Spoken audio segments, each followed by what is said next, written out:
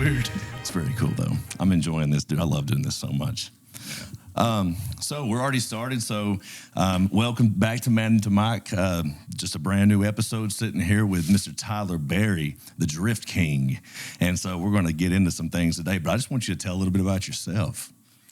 So my name's Tyler Berry. Am I looking at this camera? Bro, you can look at me. You can look at that camera. You look wherever you want to. So I'm Tyler Berry, 31 years old, lived in Knoxville, Tennessee my whole life, married, beautiful wife, beautiful kid. Yeah. His name's Paxton. He was actually named after a supercharger. So very cool. Tells you how into cars we are. Yeah. Like so I did your all's newborn photos, and that was crazy awesome.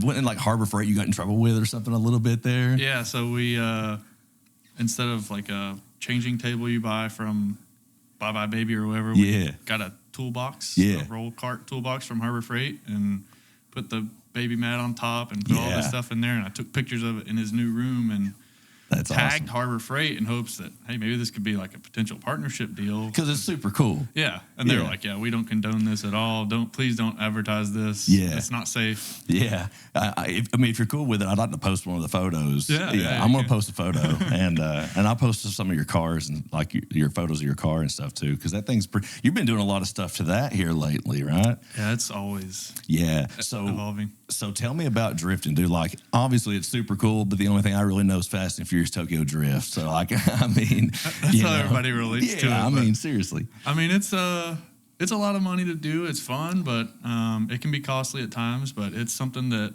I took a ride one time back in 2012, I think, or 2013, and just got hooked. So decided to buy a car, and then from there, it's like I can't give it up. It's so weird. So have you just been working like over the years on the same car, or have you traded out, or have you just been building up the Beamer? Yeah, so the BMW is what I started with back in 2016. I bought it for, I think it was $800. Yeah, and drove it home. Wow. And then put an angle kit on it and welded the differential up, and that's the same one that you even took pictures of back when we were getting engaged. Your engagement photos. Yeah. Wow. So, that's crazy. It's just had many different looks, I guess, over the years. Now, are you still doing stickers and stuff too, like vinyls and stuff? Yeah. So not for like wrapping cars and stuff, but just small die cut stickers. Yeah, because you did one for my car too, and it's still on there. Very cool. Well, you've got a lot going on then too. So, and you work full time also. Yep. So I mean, you're a busy man. Yeah. So you got plenty to talk about. Oh yeah. We got tons. Yeah. So what do you do for work? Like, what's your day job kind of like? So I work for a company called Standard Aero. They maintain and overhaul jet engines. Oh, very cool. Some military, mostly military, and some civil. What do they do? Just ship you off some broken engines or something, basically? Yeah, I mean, it's also routine maintenance too. So gotcha. I mean, we're global, so So do they just physically pull the engine out of whatever and just send it to you? Yep. Oh, that's pretty cool, man. Yep. That's pretty cool. So obviously, so you like working on? Do you work on the engines yourself? No, I'm part of the supply chain team. So no, I got you. Purchasing things. Very cool. Very cool.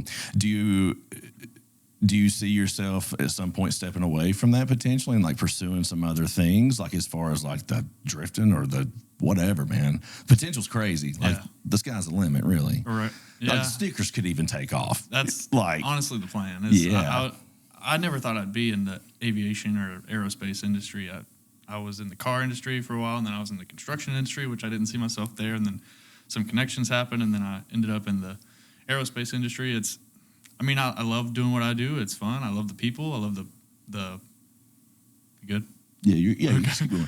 I love the people, the business itself, but I don't know. I mean, I started the sticker business in hopes that it would kind of take off to where I could just do my own thing, work at my own pace, do my own schedule, have more family time and stuff like that. So we'll see. But dude, there's so much money to be made out there, and that's the thing, man. And like photography kind of ruined some things for me in the way that I see money and what I'm willing to do at a 40-hour-a-week job for money when I know that I can go click a button. And I know it seems like, I don't know. It's more than clicking a button. I've seen you work.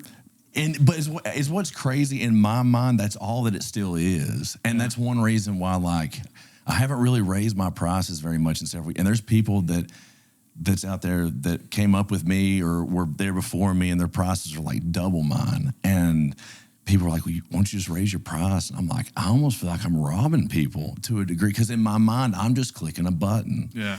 And so I don't know, dude. I mean, quality is there. Quality speaks for itself. I mean, And it's just part of figuring out my value and stuff. Like, I have learned a lot of my own value and stuff, but it's just like you sitting right here, you're able to see all this stuff, all this equipment and stuff. And like the 3 cameras, like I'll show up to a wedding with these 3 cameras. And so it's like a lot of money that I've invested. Yeah. But in my mind, I guess I just don't see it that way because I love doing it. Yeah. And so I don't know, man, it's a weird thing. Yeah, I think it's something that my brother's also struggling with, because he's now doing photography basically full time. He's doing it full time now. Realty is mostly what he does. Like, he does houses and stuff, but he does weddings as well. Is he out of the military? Yeah. Okay, cool. Yeah, he was in the Marines, wasn't he? Yeah. Yeah. And that's kind of what he wanted to do when he got out. He wanted to travel with me and do all my content, which he has, and he's done a great job. Yeah. He's learning. Is he doing the drone stuff too? He's got 2 drones, like the FPVs. Not the FPVs. Ooh. He's got just like the Maverick, whatever it is. DJI. Yeah. But yeah, he's learning, and he's kind of in the same boat as you. Is like, he's trying to learn the pricing and everything, but it's hard. He's also all the time buying new equipment, and he's like, well, I did this $3,000 job and I already spent it. Bro, I needed a new lens. Yep.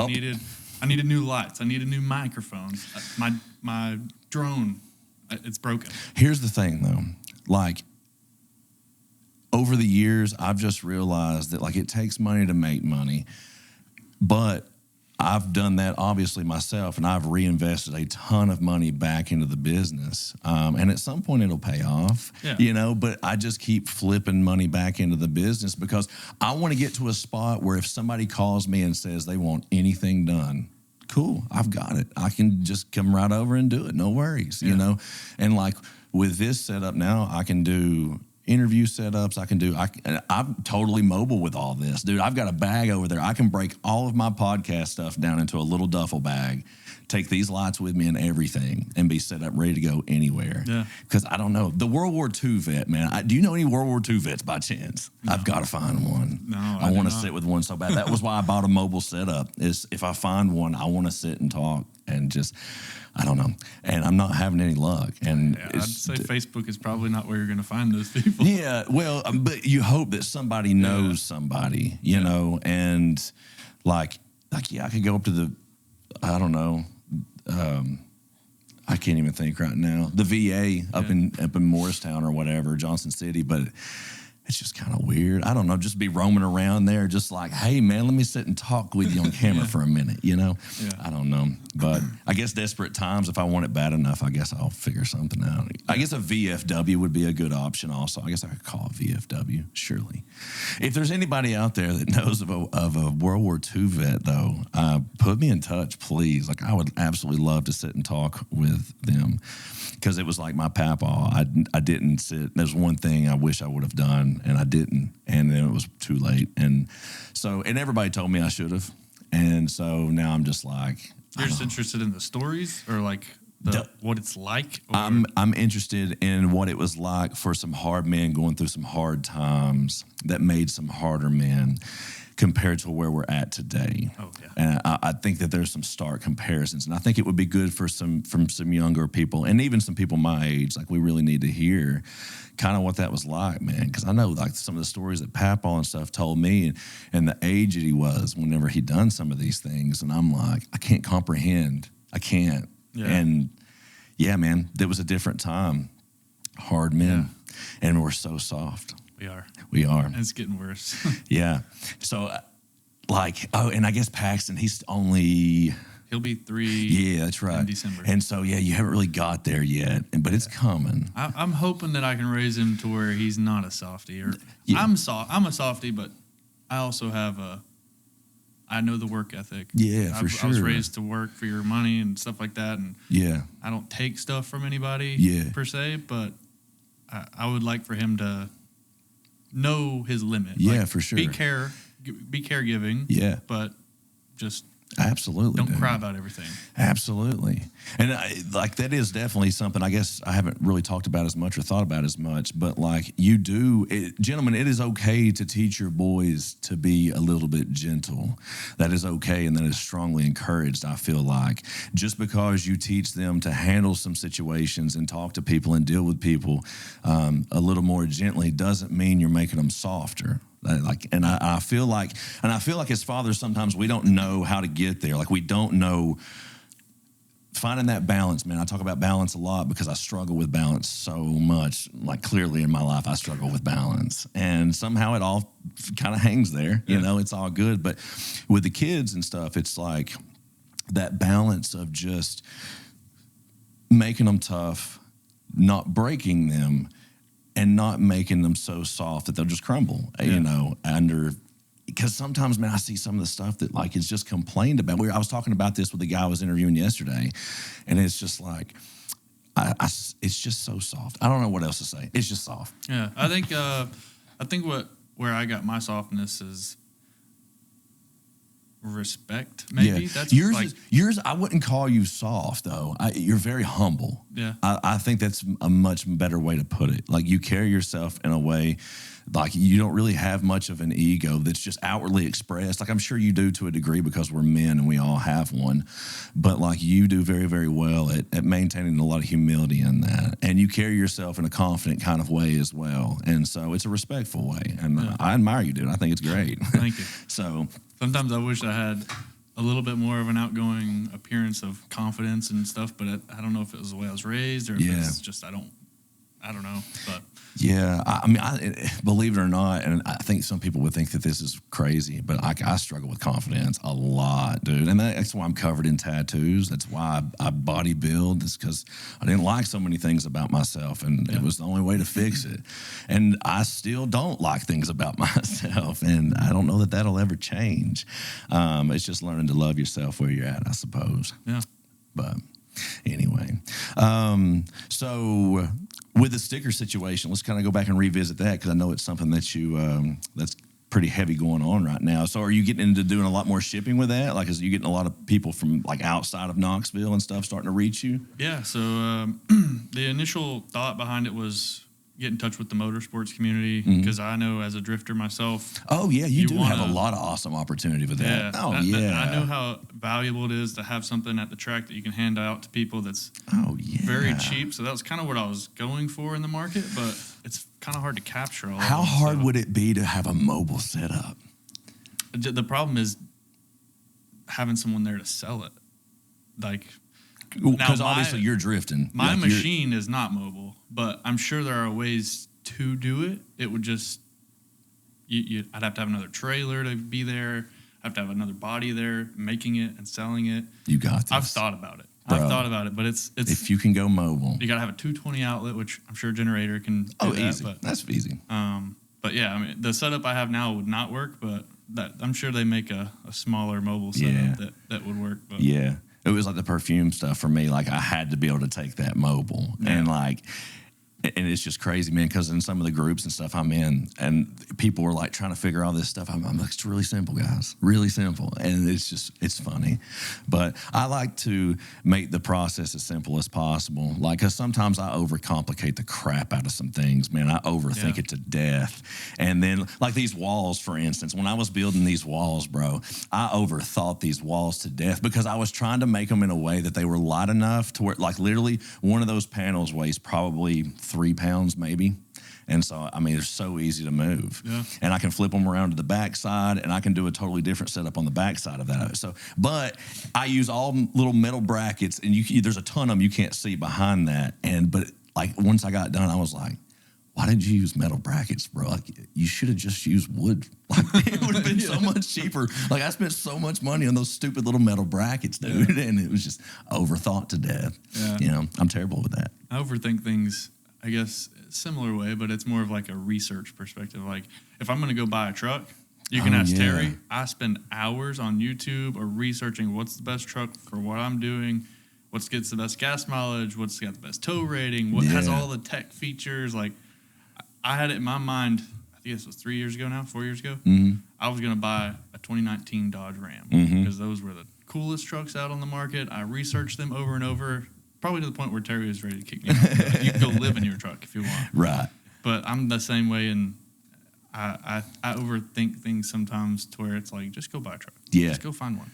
But do you have any type of addictive personality, do you think? Like to where like once you start, like with the stickers, once the stickers start, like you just want to do more and more and more? Or yeah, like, I mean, does it become like an obsession for you in any kind of way? Probably not the stickers part. Yeah. I mean, I want to for the business part of it. Like if you gave me an order of 60,000 stickers, that I would go try and knock them out as quickly as possible. And hey, give me some more orders. But I mean, probably not stickers as much as other things. But yeah, I don't know. Just I guess to reroute topics a little bit, because this whole podcast is focused towards men's mental health, just being able to talk about pretty much anything that needs to be talked about. And I like to give people just the freedom to talk about anything they want to talk about. What would you say one of the most difficult things that, just as being a man on the day-to-day basis with a family and everything else, like, do you have any struggles that like just your day-to-day? Honestly, probably time. I mean, we get time together after, we'll just say a day of stickers or whatever. Yeah. After the day job. Do you all do that together? No, it's mainly me, and she'll watch Paxton and whatnot. Right, but, of course. Get home from work, we'll just say 5:30, and then we'll have supper. Yeah. And then I'll go straight to the garage. Yeah. And then I'm down there. The other night I was down there until 2 a.m. Yeah. And it's tough trying to balance that time because you want to spend time with your family and grow. And at that point, the only time we have together is the weekends. But things need to be done on the weekends too. I need to mow the yard. I need to go to the dump. So to me, it's been a struggle with time. Yeah. And do you stress? Oh, yeah. Okay. Oh, yeah. So is anxiety something you just naturally kind of struggle with? Yeah. I've always had anxiety. Yeah. And you can ask Terry, like, if I will make a schedule kind of, but if it goes off, I get really upset. Not to the point where I start breaking stuff or break down, but you can see that it gets to my nerves. Like, I have this day planned out to where we have all these things done, and then when something doesn't go right, then it's hurting the rest of the day. I got you. That we could have spent doing these other things. And I get that. So if order's messed up, you don't like it? Order is fine. I mean, if we have to swap things, as long as they get done. But if we have to miss out, like earlier, when we were getting his haircut, like I was like, we're going to go to Gondolier and we're going to go eat. Yeah. I got out of the shower, got ready. It was 11:05. He has to be at his haircut appointment at 12. And I'm thinking about all this stuff. Like, I think 30 years ahead of time. Yeah. I'm like, well, we don't have time to get there and sit down. We got to be here at 12. We don't have time to go. Yeah. Caused a lot of anxiety for me, and I lost it. I was like, all right, we got to figure out somewhere else to go eat. Do you just kind of get like in a frizz in your mind? Because that's kind of what I do. Not if something like that, I don't know. There's just sometimes where I feel like I get so worked up and in a frizz in my head that I just shut down or something. Like I don't like just explode, but like typically I shut down is what happens with me. And I just like, I don't want to talk. I just got to chill for a second, and breathe. Yeah. I'm kind of like that. Like sometimes with financial stuff, like if I see that we're going to be tight on the budget for the next week or two until we get paid, sometimes I'll go into this panic mode where I then start looking at everything else that's bad right now. And like if the house is a clutter, I'll start cleaning the house. It's like, and then Terry's like, what are you doing? I'm like, we don't have any money. The house is a wreck. We got to fix this. And I get in a tizzy when it comes to some stuff like that. Like when it really bothers me. Yeah. It's not like I have a big outburst. It's just more of like you'll see me do things that I probably don't normally do. I can completely identify with that, dude. Like I don't know, sometimes, like you say, with like cleaning the house or something, like I will, and I'm not just like a slob, but I'm not like just nice and neat. I'll just be real honest. Yeah. But like there'll come time, and I can certainly let stuff go and let stuff be out of place, and like because I've got so much other things going on in my mind, like the house is fine, whatever, But sometimes I'll get so worked up on something in my head, whatever. And then when I shut down, I kind of go into this weird cleaning mode, and I just I go after everything. And then my ADD takes over, and then I'm cleaning 38 things at one time. There's cabinets open. I'm upstairs and downstairs at the same time somehow. And, it gets wild. Yeah, it sounds like we're a little bit the same there. Yeah. Do you think you have some ADD? I don't know. I've never been diagnosed. Nowhere have I ever looked for diagnosis. Dude, but same, I could maybe. Same, but here, like, I've talked about this a couple of times now too, though. But like here in the last little while, it's so obvious now. Once I started like really looking into like ADD, ADHD, whatever.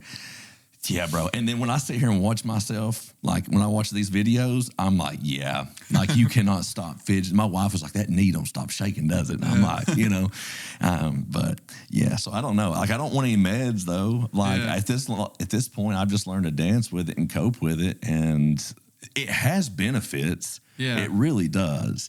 And like I've talked to several people that's tried meds maybe for the first time and like in their 30s. And it's just like, yes, it stabilized them maybe a little bit more, made them more calm. They could think clear, but like it would ruin their appetite. And then there was like a lot more just negative things. And I'm just like, I've dealt with it for this long. I think, I don't know, it's caused me a lot of problems in life. And it's funny now though, because now that I consider that that's maybe a possibility, I think back on other things in life and I'm like, oh yeah, bro. Yeah. Like for sure. Yeah, that's funny. When I was a kid, like if we'll just say I got a bad grade on a report card, my anxiety would kick in so much that I would throw up. Oh yeah. Or I would have to tell my dad, like, hey, I got a bad grade today. Yeah. If I let it linger, I would make myself sick. And it's even kept up with me into my adult life until probably, honestly, right before I met Terry. I was on meds, like that kind of slowed down my anxiety, but it didn't curve my appetite. I was actually eating more. I was gaining weight. It just depends on the meds, I think, really. I always wondered, like, what I was to people whenever I was on those medications. Like, was I the same? I mean, I felt like I was more at ease, stuff like that. But on the ADD, ADHD thing, I've kind of thought about that, too. Is like, is there something that I can take that can get all this pressure off of me? Like, screw finances. I don't care. I'm alive. I got a beautiful family. But I don't know if that would hurt me or hurt my relationships and stuff. So it's kind of scary. It would just be something that you got to have, and you do. I believe you have probably a pretty good support system. I know Terry, and so like you just had to make sure that your person is aware and able to talk to you about those changes if they notice them in you. I think that's the biggest thing. Yeah, is that your spouse has to be able to know and see the changes. Like you got to tell them beforehand, like just in case you maybe become an asshole. Like you just never know. Yeah. Like if I start acting weird, there's a new med. Like you know. I don't know. But see, for me, I don't stress about a lot. I don't know, man. I'm pretty go with the flow all the time. If something happens, I'll figure it out. And I don't know if it's maybe part of the entrepreneur spirit where like I don't really worry about money a whole lot. Just not that I just have a bunch of money, but like I don't worry about it because I'll hustle and find it. Yeah. Like there's always money to be made. I might have to do something I don't necessarily want to do. I might have to go back to doing side work, doing electrical, which I haven't done in years now. I haven't had to. But, I'll figure it out. Yeah. The electrical is a beautiful thing to have, man, because when everything hits the fan, I can barter. That's job security. Dude, it's electrical stuff. Incredible. I've got to get Buck on here. Buck is the organizer for the IBW, and I've been talking to him about coming on here, but like it's such an awesome way to go. I mean, because especially with where we're at in society and not knowing, if things are going to be here, I don't know, in 10 years, and maybe we're back on that barter system, it would be a pretty useful thing to have to be able to wire up some solar panels and stuff, And, but yeah, man, I got to get that guy on here though. But anyway, when you did construction, what kind of construction were you in? So I wasn't actually hands-on labor with construction. I got you. I worked for the Komatsu dealership here in Knoxville. So I got you. Cool. I was traveling around to job sites and making sure everybody's equipment was working properly, and if they had any questions, I'd answer them, tech questions, or sometimes I'd just go do inspections on their machinery. And Gotcha. I don't know where that came from. I was just curious, I guess, more than anything. But back to your anxiety just a little bit there. And that's just proof of my ADD where I'm just bouncy balling right now. And so, but with your anxiety, do you ever or have you ever struggled with depression, you think, because of your anxiety?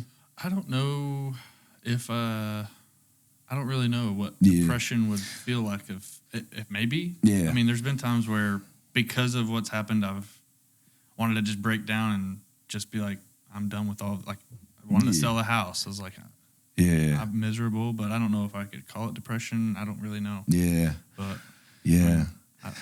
Man, I think that one thing that I try my best to be is self-aware of myself. Like, and I pick myself apart, dude. I want to know why I do everything that I do. Like, I will sit there and overanalyze myself to death, because I just want to improve. I want to be better. And I think one of the reasons why I've been thinking about this lately, though, is I think that, like, my dad is incapable of seeing any of his errors, like, ever. And it's a serious thing. And I think I'm so worried about that for me, even though I know it's not, but I think it's like something I stress myself out over, that I just want to be better and not be really, honestly, just anything like him. And like, some of it's just genetic and DNA, and I see it come out in me, and I can't help it, so, and I have to ask for forgiveness for my wife a lot, and I have to say, I'm sorry that Scott showed up for a moment, and I try to push that back down some. But yeah, man, I think that's one reason why, like, I'm kind of afraid. I think I feel you there. So, like, I don't want my kids to look at me, and I don't know. I feel the same way. My dad's kind of the same way. He's good at what he does, but he's also in the same boat of sometimes there's no errors to be made. Yeah. And, I feel like it, as a dad myself, or as a husband, I don't ever want to come off as I'm always right or you're wrong all the time. So I do think about that too. Like, yeah. How do you think that's going to affect you with Paxton and how you handle Paxton on some things? I mean, I think my childhood taught me some things. Like, as far as discipline, I want to discipline in the way that I was disciplined, because I feel like it got me to where I am. Going back to the soft thing, I was spanked as a kid. I feel like kids should be spanked, because it's more of not a hurt thing, but it's a shock thing. Yeah. Like, if this happens, ouch. Yeah. So I think that I'd like to discipline them that way, but there were some things that growing up that I had to go through, and that may be where the anxiety came from. Yeah. So I don't want to put that on him. Like, I want to make sure that I'm disciplining or teaching him things that don't lead down that direction. Yeah, for sure. At the same time, like, I want him to know, like, you be respectful, you do as you're asked, and you don't say no, or you don't fight back, and or you do well in school. Don't, we want you to have a good job, good career, stuff like that. So I want to make sure that I'm leading him the right way, but I do want to tiptoe on some of the things that I didn't really appreciate growing up, or that I don't appreciate even in my adult life. Sure. So for sure, we're always just trying to improve on on what our parents did. That's the only thing that we can do, is learn from those lessons. Even if the parent hasn't learned those lessons, it's our responsibility to learn those lessons, to pass that down. Yeah. And I struggle with physical punishment sometimes, unless it's an extreme situation, and it's just because of physical punishment when I was a child was a bit extreme from time to time. Yeah. And the intent wasn't always what it should have been either. And so I struggle. Like, there's times where it's probably certainly warranted, and all kids can't be disciplined the same. Not all kids respond to discipline the same. Yeah. Like, some, you might spank him and he'll just look at you crazy. Then what? Like, unfazed. Yeah. And because I have seen that. So, yeah, man, it makes it difficult to figure out sometimes what to do. Like, obviously, you can take stuff away from them, but you can only take so much away from them, And so, I don't know. It definitely affects the way that I parent, though, just because of how I was raised. Yeah. Yeah, I mean, Terry and I were raised pretty much the same way. Like, we got backhand every now and then stuff. But and there's been a couple of times where I've spanked Paxton's bottom, and he just looks at me and gives me that Now, when they were in the toddler age, I was much more, I guess, into the physical correction, just because, like you say, that pop of just like surprise kind of thing. Like, and usually when they cry, it's just because they just shocked them and they're scared. It's not like it hurt usually. But when they were younger like that, I felt like that was very more effective because they don't understand the word no, really. Yeah. I mean, you have to. But as they get older, you know, we try to go for different forms of punishment, mm-hmm. you know, mass cleaning or, you know, we'll do whatever. Yeah. But it's effective, you know. You just got to keep an open mind that, like, they all can't be disciplined the same. And he may respond to that beautifully. And hopefully he just doesn't give you a lot. I mean, some kids are just chill, man. I got a couple of kids that are super chill and that really never get in trouble. And then there's a couple that, you know, make up for it. That's crazy. He's been getting in trouble a lot at school lately for biting or hitting. And while we biting back, spank at home sometimes, like we're afraid that might be teaching him hit. So we've kind of dialed that back. And now with him biting all the time, it's like, well, we're not going to bite him. Yeah. But I don't know, dude. I bit one time when I was a kid, and my pap bit me back. And it was the one and only time I bit. I think he did it to my little brother, too. Maybe that's the secret. I'm telling you, dude. I've actually heard that from a lot of people. I don't know how I'd feel about biting him, though. I'd feel so bad. You got to show him that you're the alpha. I will eat you. It's funny. That's what one of his daycare teachers said. Like, hey, I think she has multiple, like 2, 3, 4 kids. And she's like, one of them, you could spank him, and he was one and done. Yeah. He's a good kid. You have another one, you could spank him, nothing happened. And then she said she had one that bit, brought blood to somebody's face. And I think that was the kid that they bit him back.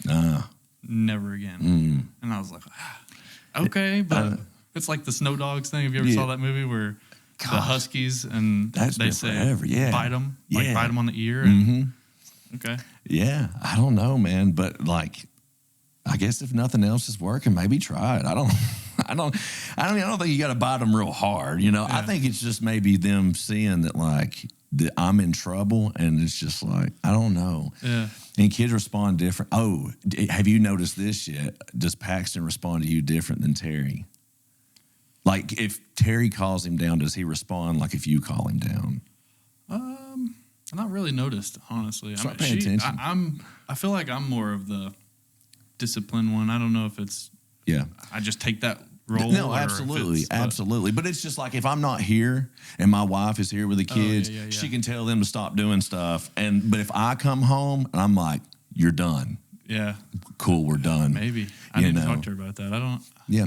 I think because, and there's one reason I asked too. It's about communication with your spouse.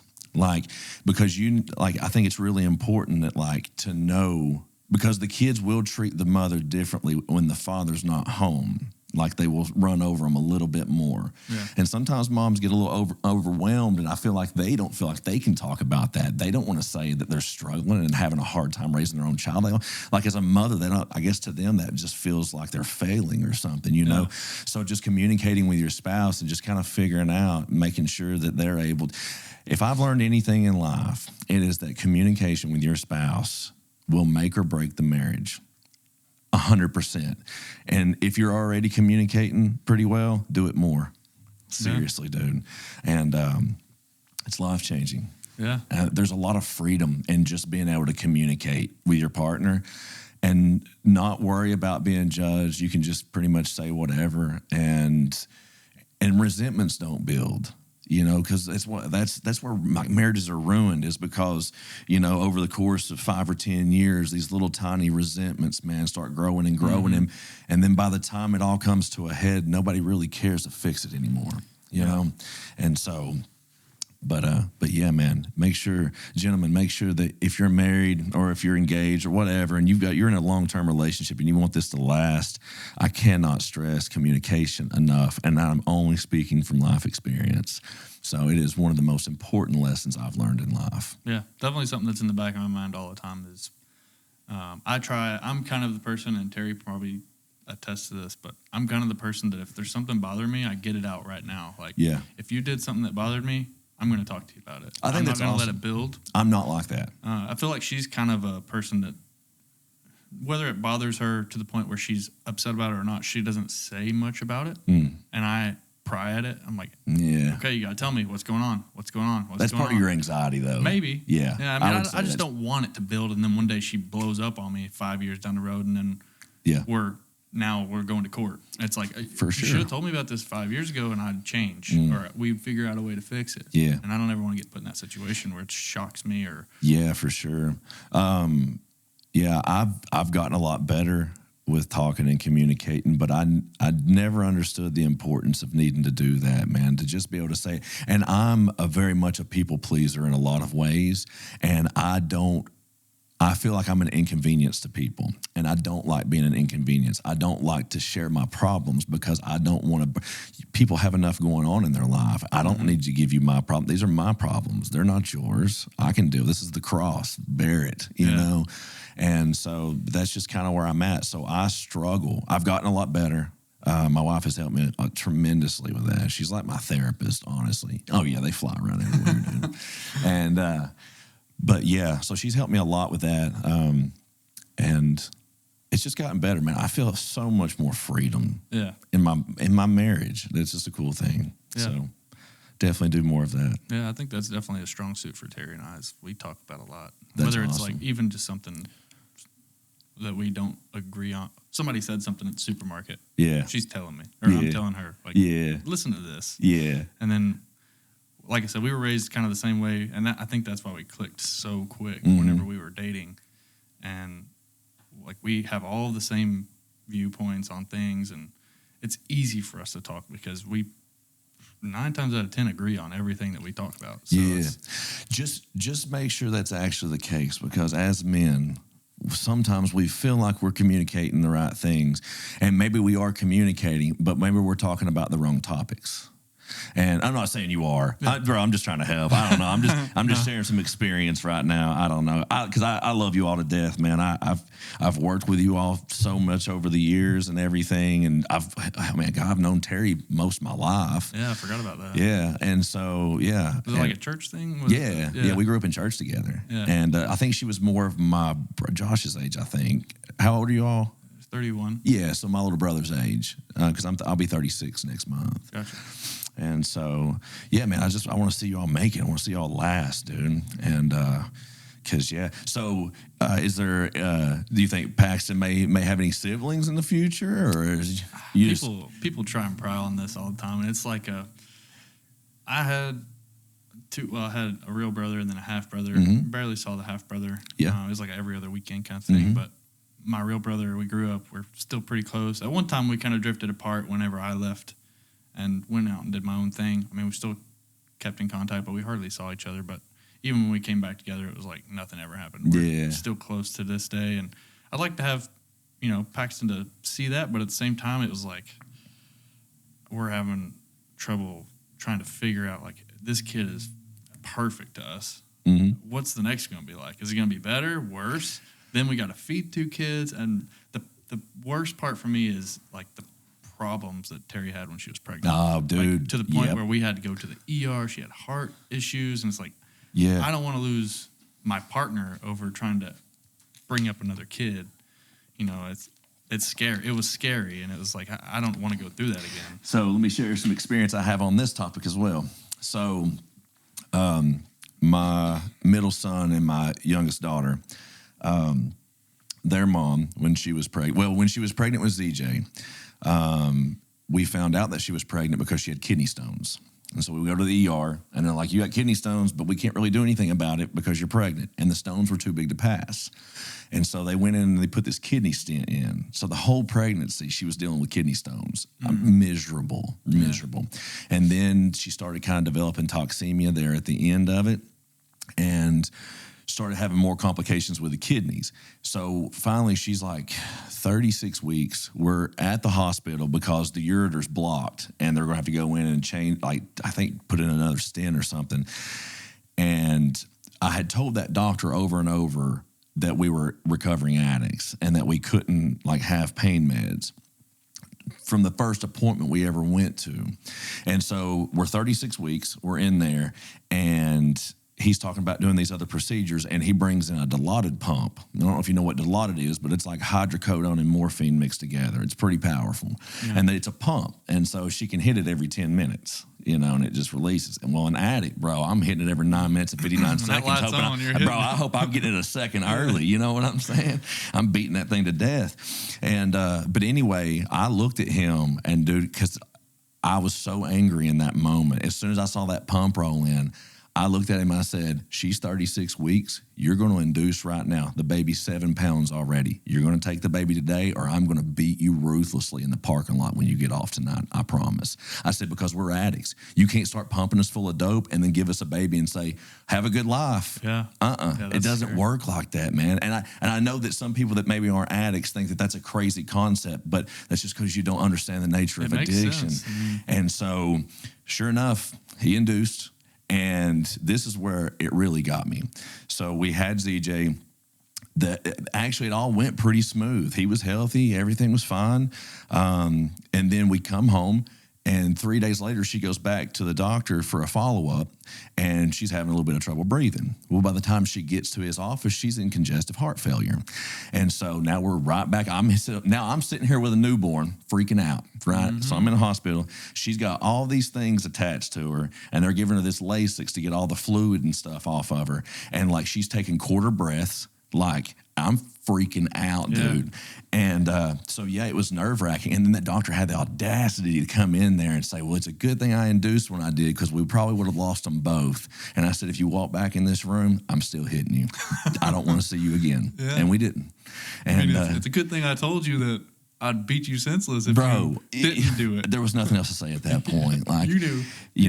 He was a doctor that took 10 care, and there was a few times with him that I was really questioning if he wasn't riding that 10 care a little hard. Yeah. I mean, because we were getting all kinds of random miscellaneous appointments for just nothing sometimes. Yeah.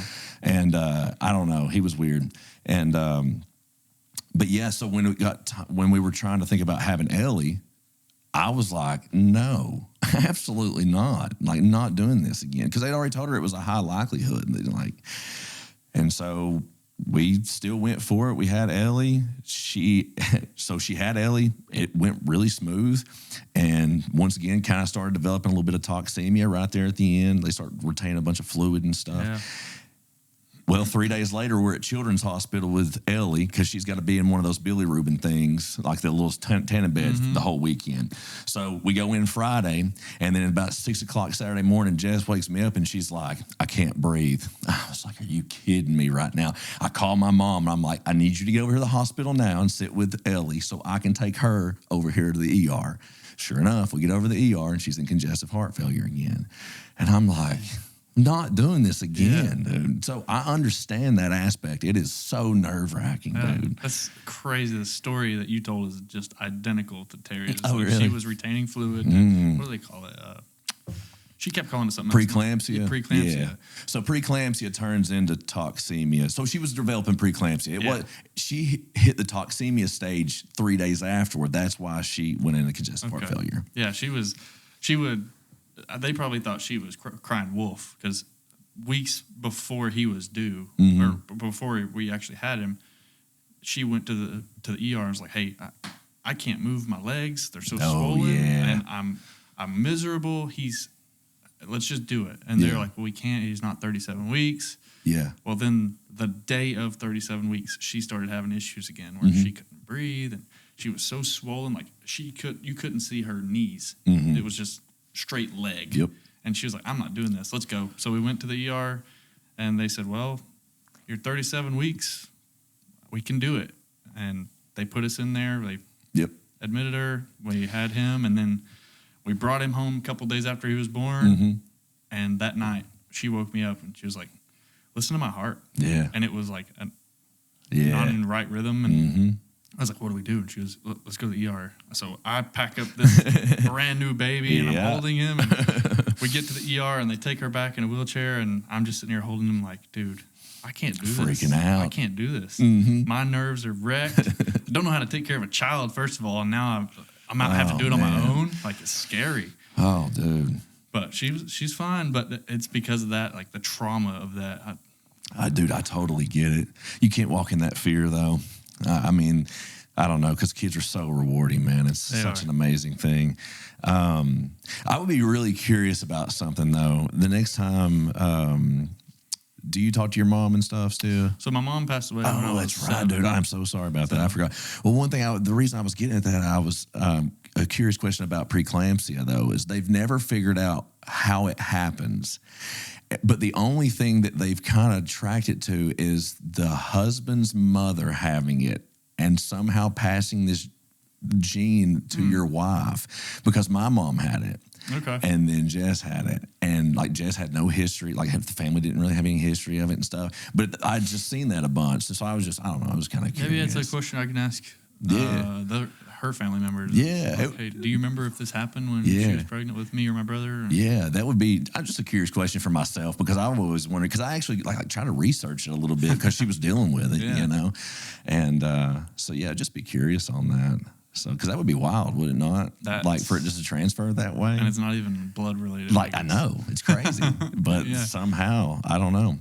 It's like an allergy or something that's passed. I think weird. Like that was something I was reading about. It made it seem like it was almost like an allergy that passed or something. Yeah, that's weird.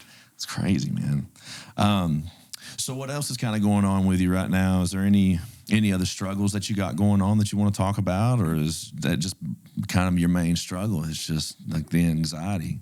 Yeah, it's anxiety. I mean, right now it's the struggle is, and it's not really a struggle to where we're going to be out on the road, but it's financial stuff. Trying to get our financial stuff put back in order, because for years and years we used credit cards and we never paid them, or we paid minimums on it, which is not what you should do with a credit card. For sure, bro. So many hard lessons learned. Yeah. Now we're dealing with that, and we're fortunate enough to where I think we're about done with it, to where we can start doing some things, because we haven't been on a real vacation in 3 years, 2 or 3 years, and we want Paxton to be able to enjoy vacations. We want to be able to enjoy vacations. So right now it's taking that, and that's a lot of anxiety on me. Yeah. Terry doesn't. She's like, it is what it is. Like we have to deal with it. Yeah. But me, it's like I gotta have money. We gotta go. We did last night, dude. Like, it was the coolest thing, and we're actually going to probably do it again tonight because it's still set up. But like, I kind of wanted to run away this weekend a little bit, like just for me and her to run up to the mountains for like a night, because we didn't have the kids this weekend and stuff. And so I was wanting to do that, but same thing, like kind of money. You know, Christmas is coming, and everybody's kind of bouncing back. I feel like the economy's been crap for just everybody. Everybody's struggling. You know what I mean? And so my wife bought this tent that we put on, it sits on top of the bed, and it totally closes you in except for the front. Well, you can unzip to get out, but the front has a flap, and it like perfectly, all we can see is our TV dead in front of us. It's almost like being in a theater or something, but like you don't even remember your room. There's like these little star lights that came inside of it, and I got a lantern hanging in the middle of it, and I think we're gonna leave it up all weekend, dude, and just sit there, and we're gonna binge watch Wednesday tonight. I think Wednesday came out today, so we're gonna sit there and just binge. But you don't even feel like you're at home, dude. It's just like I feel like we were just somewhere, ordered some food and just sit there and kicked it, dude. That's crazy. It was so cool. I think you have ADHD. For sure, dude.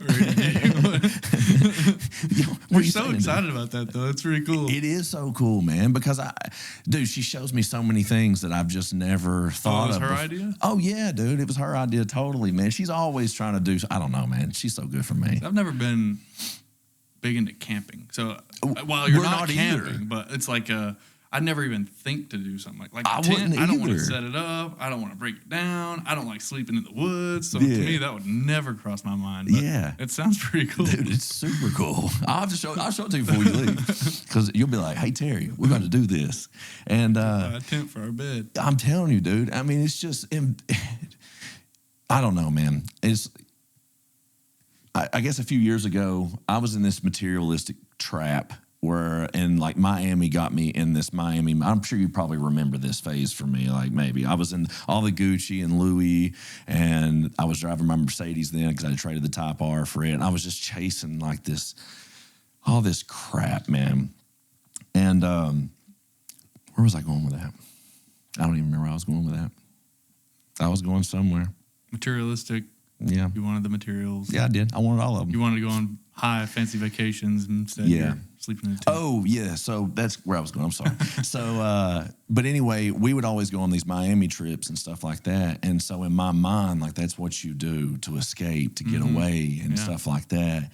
And then just, I don't know, man, Tara shows me just a totally different way where it's like, No, we're right here in our bedroom. It feels like we're somewhere totally different, man. And it just changes my perspective because I've wasted so much money in life. Like, dude, I've given them a lot of money, a few times. Yeah. And which to them, that's not much money. For me, it was a lot of money I gave those people, But just having a partner that understands, having a partner that's just like, money's tight right now. Like, we don't need this. We can just sit right here and do it this way, And then we got the creek in the backyard. Like, we can go down there, chill and stuff like that. But it's just, you got to invest in each other, man. Time with each other, valuable time, like intentional time. And like, I've started trying to be better about putting my phone down, like when we're spending time together and stuff like that. Even in the car, even just riding in the car sometimes, because I can get so focused on responding or looking up and stuff like that. But in a good long car ride sometimes, man, there's some solid time that can be spent together, And we've been fortunate to go on quite a few road trips together since we've been together. And I don't know, man. We've made some awesome memories just doing that. Yeah. And so that's where I'm at in life, man. And it's about making memories at this point, I feel like, because time is such a fleeting thing. And I talk about it pretty much in every podcast now because it just is, man. I guess it's something that's always on my mind anymore, how fast it all goes. And like, I was sitting there after I got done talking with the guy I was talking with yesterday, we actually had some solid conversation off camera that I kind of wish was on camera. And it was just, oh my goodness, dude, I'm losing my train of thought so hard right now. What is going on? I don't know. I think I'm paying attention to these cameras too much because that one's overheating right now. I can see it. And so I think it's got me a little bit distracted. Where was I going with that, though? What was I talking? You're helping keep me on the bouncy ball on track right now. So the bouncy ball was going down the hallway of you had some good conversations with this guy. Yeah. We did. Lot time passing by quickly. Oh, yeah. Because he was making a statement. Because he's got like a 15-month-old. And he was like, man, I can't wait for her to. And I was like, stop. Don't wish that away. Don't, dude. Yeah. And hearing this, that's just been something in the last year for me that's really set in heavy for me. Was like, I'll start to be like, man, I can't wait till the kids can do it. And I'm like, whoa. No. Please don't. Like, just cherish that time. Yeah. Man. Got to. I hear you. I can't wait till he uses the bathroom on his own. Yeah. Which is coming, but sometimes I stop myself. But then that's months that you've just skipped over. Yeah. It's like that movie Click, dude. With and then it stopped. Bro, it never I was stops. crying at the end of that movie. I ain't even lying right now. Gosh, that one got me so good. That's a good one. But, man, Tyler, dude, this has been amazing. I have had so much fun sitting here talking with you. I think we're going to go ahead and cut because, like I said, I believe that one might even catch on fire in the next minute. I don't know. But, dude, thank you so much for coming. Yeah. And I'll make sure to throw your link to some stuff on here for the stickers and stuff like that. I appreciate it. Dude, thank you so much. Yeah, thanks for having me. Awesome. This is Man to Mike. It's been a blast. Thank you all so much for stopping by. Gentlemen, I love you. Tell your people that you love them. And just take care out there. We'll see you later.